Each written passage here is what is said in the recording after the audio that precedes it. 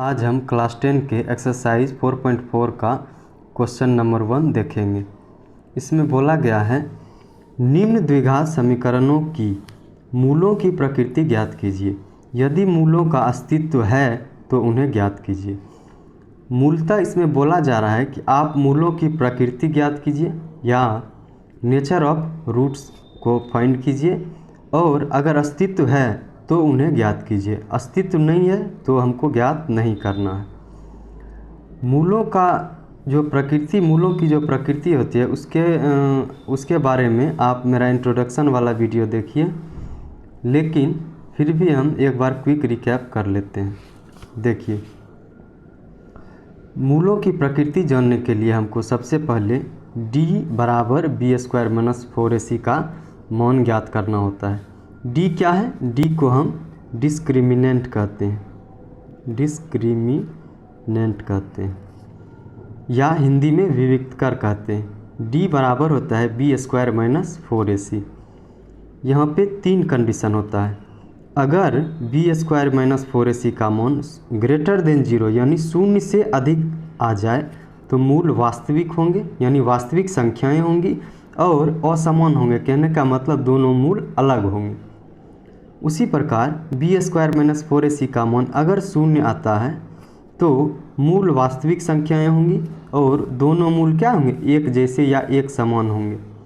उसी तरह b² - 4ac का मान अगर 0 से कम है तो मूल क्या होंगे? काल्पनिक होंगे, कहने का मतलब वास्तविक संख्याएं नहीं होगी, वो काल्पनिक संख्या होगी। अच्छा, मूल जब भी वास्तविक हो, चाहे b² - 4ac का मान 0 से बड़ा हो या 0 के बराबर हो, दोनों में मूल वास्तविक होंगे। अगर मूल वास्तविक हैं तो उनका अस्तित्व संभव है। अगर मूल काल्पनिक है तो इसका अस्तित्व नहीं है या आप इसका हल नहीं कर सकते हैं। अच्छा, ग्रेटर देन 0 का मतलब है कि 0 से बड़ा होना चाहिए, चाहे 1, 2, 3, 4 अनंत तक। उसी प्रकार b² - 4ac बराबर 0, अगर 0 आता है तो भी मूल वास्तविक होंगे। लेकिन अगर b² - 4ac का मान 0 से कम हुआ, 0 से कम क्या हो सकता है? -1, -2, -3 अनंत तक, कहने का मतलब निगेटिव वैल्यू आएगा तो वे काल्पनिक संख्याएं होंगी और उनका अस्तित्व नहीं होगा। चलिए अब पहला क्वेश्चन देख लेते हैं। पहला प्रश्न है हमारा 2x² - 3x + 5 बराबर 0। यहाँ पर a क्या है? x² का गुणांक a होता है जो 2 है। b क्या है? x का गुणांक क्या है? -3 है, आपको चिन्ह समेत लेना है। c का मान क्या है? 5 है। अच्छा, d बराबर क्या होता है? b² - 4ac। अच्छा, b का वैल्यू क्या है? -3, -3 का स्क्वायर करेंगे -4 गुने a का मान क्या है? 2 है, c का मान क्या है? 5 है। अब देखिए, -3 का स्क्वायर क्या होगा? 3 का स्क्वायर 9 होगा, और माइनस अगुना माइनस प्लस हो जाएगा, प्लस को हम लिखते नहीं हैं। 4 दूनी 8, 8 पचे 40। अब देखिए 9 में 40 को घटाएंगे तो क्या होगा? -31। अब देखिए b² - 4ac का मान 0 से कम है, 0 से कम है मतलब -31 है, यानी -31 है। हम कहेंगे चूँकि b² - 4ac का मान छोटा है 0 से छोटा है, तभी तो -31 आया। इसीलिए इसके मूल क्या होंगे? काल्पनिक होंगे। मूल काल्पनिक होंगे तथा अगर मूल काल्पनिक है तो आप इसका हल नहीं कर सकते हैं, तो क्या कहेंगे? तथा अस्तित्व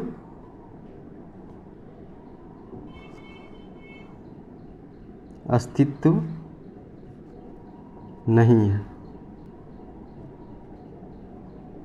यही हमारा आंसर हो गया। उसी प्रकार चलिए दूसरा प्रश्न को लिख लेते हैं। दूसरा प्रश्न है हमारा 3x² - 4√3x + 4 बराबर 0। यहाँ पर a क्या होगा? x² का गुणांक 3 होगा। b क्या होगा? x का गुणांक -4√3 सी क्या होगा 4। सबसे पहले हम इसकी मूलों की प्रकृति देखते हैं। क्या निकालेंगे, d बराबर बी स्क्वायर माइनस 4ac। अच्छा, b के स्थान पे क्या है -4√3, -4√3 इसका करेंगे स्क्वायर, -4 इंटू ए के स्थान क्या है 3, सी के स्थान पे क्या है 4। अब देखिए माइनस का स्क्वायर यानी माइनस को 2 बार गुना करेंगे तो प्लस हो जाएगा, प्लस को लिखते नहीं हैं। 4 का स्क्वायर करेंगे तो 16 होगा, गुना √3 को आपस में 2 बार गुना करेंगे या इसका स्क्वायर करेंगे तो क्या होगा 3 होगा, -4 तिया 12 चौक 48, यानी कि 48 - 48 बराबर 0। अब देखिए चूँकि बी स्क्वायर माइनस 4ac का वैल्यू हमको क्या आया 0 के बराबर आया, बी स्क्वायर माइनस 4ac का वैल्यू क्या आया 0 आया। अतः इसके मूल वास्तविक होंगे, और अगर वास्तविक हैं तो अस्तित्व है, अतः इनका अस्तित्व है। आपको बोला गया था कि अगर यदि मूलों का अस्तित्व है तो उन्हें ज्ञात कीजिए। मूलों का अस्तित्व संभव है, इसीलिए हम अब मूल निकालेंगे। कैसे निकालेंगे, मूल निकालने के लिए हम क्या करते हैं, -b द्विघाती सूत्र होता है, -b plus minus √b square minus 4ac बटा 2a। अब देखिए माइनस है पहले लिख दिए हैं, b का वैल्यू क्या है -4√3, माइनस पहले से है, एक वो भी माइनस आएगा तो क्या होगा +4√3 plus minus b square minus 4ac। अभी तुरंत ही आपने निकाला है, b स्क्वायर माइनस 4ac का वैल्यू क्या आया है 0 आया है, अभी तुरंत ही निकाले हैं। इसका वैल्यू क्या होगा 0/2 गुने a का वैल्यू क्या है, a का वैल्यू 3 है, 3 रखेंगे। आइए प्लस को हम लिखते नहीं हैं, 4√3 प्लस माइनस 0 का वर्गमूल भी क्या होगा 0/3 दूनी 6 हो जाएगा।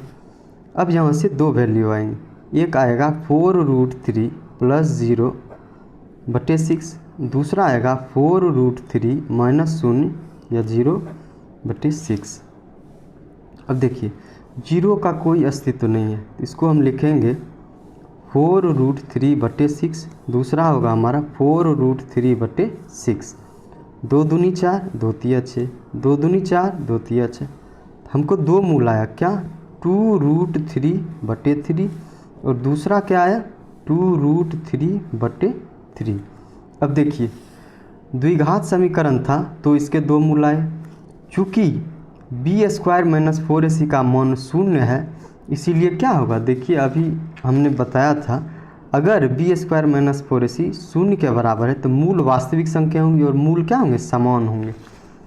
बी स्क्वायर माइनस 4ac बराबर 0 था तो मूल क्या आए हमारे, दोनों मूल समान आए।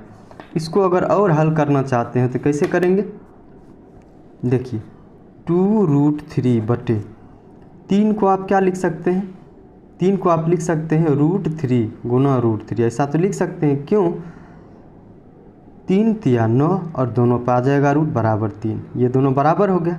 इसका मतलब है कि 3 को हम लिख सकते हैं √3 गुना √3। उसी प्रकार यहाँ भी लिखेंगे, 3 को हम क्या लिख सकते हैं √3 गुना √3, एक कैंसिल हो जाएगा तो आंसर क्या बनेगा, ऊपर है 2 नीचे है √3 और दूसरा है 2/√3, यही हमारा दोनों मूल हो जाएगा। अगला प्रश्न है हमारा 2x² माइनस 6x प्लस 3 बराबर 0। सबसे पहले इस मूलों की प्रकृति जानने के लिए हमको बी स्क्वायर माइनस 4ac का मान चाहिए। चलिए ए बराबर यहाँ क्या होगा, x² का गुणांक 2 होगा, b बराबर क्या होगा x का गुणांक चिन्ह समेत लेना इसलिए -6 और c बराबर क्या होगा 3। d बराबर क्या होता है B square minus 4ac, b के स्थान पर क्या रखेंगे -6, इसका स्क्वायर करेंगे -4 गुने a के स्थान पे 2 और c के स्थान पे 3। 6 का स्क्वायर क्या होता है 36 और माइनस को 2 बार गुना करेंगे तो प्लस हो जाएगा, लेकिन प्लस हम लोग लिखते नहीं हैं। 4 दूनी 8 तिया 24, तो आंसर हमारा डी का मान हमारा क्या है 12। इसका मतलब डी या बी स्क्वायर माइनस 4ac दोनों एक ही चीज़ है। उसका मान क्या आया है 12, जो कि शून्य से बड़ा है। चूँकि B square minus 4ac greater than बड़ा है शून्य से, अतः अस्तित्व संभव है। अस्तित्व संभव है। अगर अस्तित्व संभव है तो उन्हें हमको क्या करना है, ज्ञात करना है। कैसे ज्ञात करेंगे? मूल ज्ञात करने के लिए क्या फॉर्मूला होता है, minus B plus minus root under B square minus 4ac बटा 2a। अब देखिए माइनस है, लिख दिए। बी के स्थान पर क्या लेंगे, बी हमारा है -6, तो माइनस पहले से और -6 फिर से लेंगे तो क्या हो गया, मिल के प्लस हो जाएगा, +6। अच्छा, बी स्क्वायर माइनस 4ac का मान अभी तुरंत आपने निकाला है, क्या है 12, तो 12 लिख देंगे। नीचे क्या आएगा 2a, तो 2 इंटू ए का वैल्यू 2 हो गया। अब प्लस को तो हम लोग लिखते नहीं हैं, 6 लिखेंगे प्लस माइनस रूट अंडर 12 को गुणनखंड करते हैं, अभाज्य गुणनखंड, 2 दूनी 4 तिया 12 लिख दिए हैं। नीचे हो जाएगा 4। अब देखिए 6 प्लस माइनस, इसका रूट का मतलब ही होता है वर्गमूल। वर्गमूल हमेशा 2 का सेट होता है। जैसे अगर आप देखिएगा तो 2 समान संख्या है, 2 गुना 2 4 हुआ, इसका वर्गमूल निकलेगा क्या होगा 2। कहने का मतलब है कि 2 समान संख्या का सेट लगाते हैं, उससे एक अंक को बाहर निकालते हैं, तो निकाल लिए 2। अकेला कौन बचा यहाँ 3, पूरे का बटा 4। अब देखिए अब क्या होगा, अब 2 दोनों में है, 2 कॉमन कर लेते हैं। क्यों कॉमन करेंगे, 2 कॉमन करके नीचे कैंसिल करेंगे। 2 अगर कॉमन लेंगे तो ऊपर बचेगा 3 प्लस माइनस, यहाँ से 2 निकाल लिए तो बचेगा √3 पूरे का बटा 4। अब देखिए 2 दूनी 4, अब क्या है 3 प्लस माइनस √3 बटे 2, यही हमारा क्या हुआ, मूल हुआ। ये हमारा आंसर हो गया। अगर आप, चूँकि द्विघात समीकरण था तो 2 मूल आएंगे, 2 मूल आएंगे। देखिए अगर आप इसको 2 मूल कीजिएगा तो कैसे होगा, एक बार प्लस को लेंगे एक बार माइनस को लेंगे, क्या होगा 3 प्लस √3 पूरे का बटा 2। दूसरा क्या होगा 3, अब लेंगे माइनस √3 पूरे का बटा 2। यही हमारा क्या हो गया, आंसर हो गया। ये भी सही है, ये भी सही है, ये भी सही है। प्रश्न संख्या 2 बोल रहा है कि उस द्विघात समीकरण में k का मान ज्ञात कीजिए यदि उनके दोनों मूल क्या हों, बराबर हों। उनके दोनों मूल क्या हों, बराबर हों।